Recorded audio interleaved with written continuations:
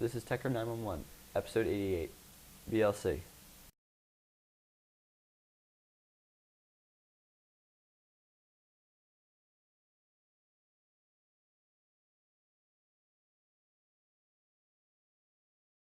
I'm Uncle Plasmeier. And I'm Jordan Berman. And today we're going to talk to you about VLC Media Player.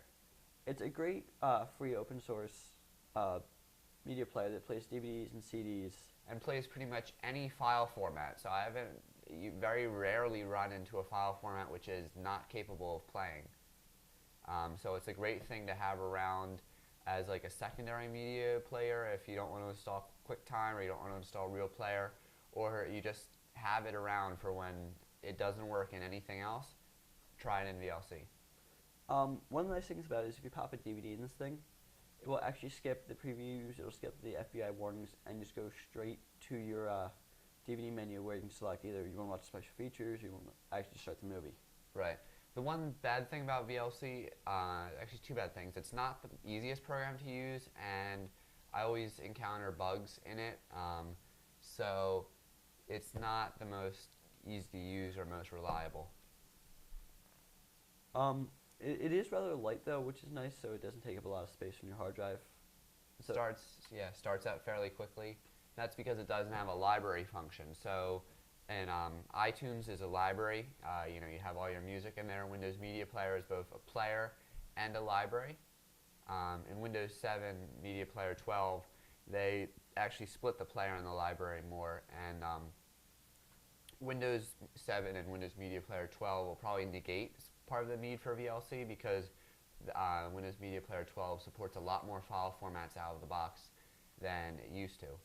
But it's good for things like older computers and also the mini netbooks. Yeah, basically plays anything. That's the promise. So you can get it at videoland.org, and the address will be on your screen, where you can download version 1.0 just came out. After several years in development, you can scroll down and you can download it. I think Windows, Mac, Linux, I believe.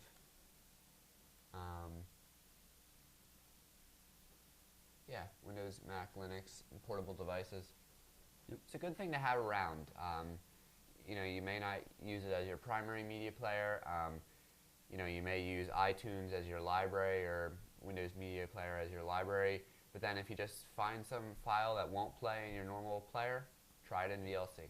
So let's do demo.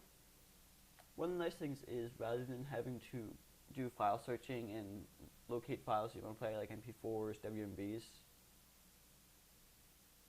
you can just grab them off of their location and just drop them right into the media player and start playing. So for example, you have the Tecker 911 WMV. Just drag it into the VLC media player, and here we go, started playing. It does have a full screen. If you look down here, you can hit full screen, and it starts playing the video. No muss, no fuss, video playing. It supports, as we said, the Windows Media. Here we have the iTunes MP4 file format. Just drag that in. Plays that just as well. So many different file formats. Let's show with a disk now. So if you go on Media, Open Disk, and then you can check here if you don't want DVD menus.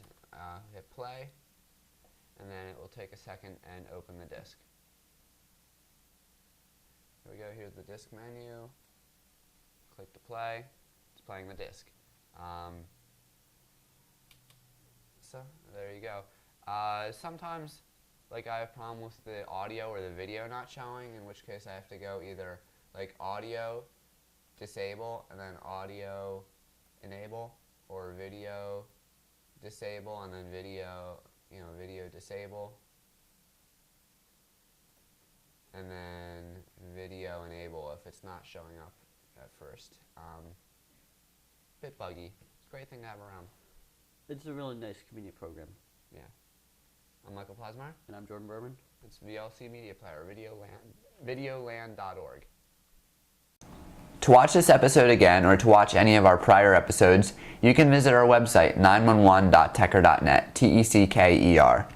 And on the website, we have our prior episodes, as well as you can view them directly on the website, or you can download them in WMV for Windows, iPod or QuickTime format for your iPod, or if you have iTunes installed, an MP3 audio-only version of the show, and a WMV HD version of the show, which you can download via BitTorrent that looks really, really clear and in pristine HD quality.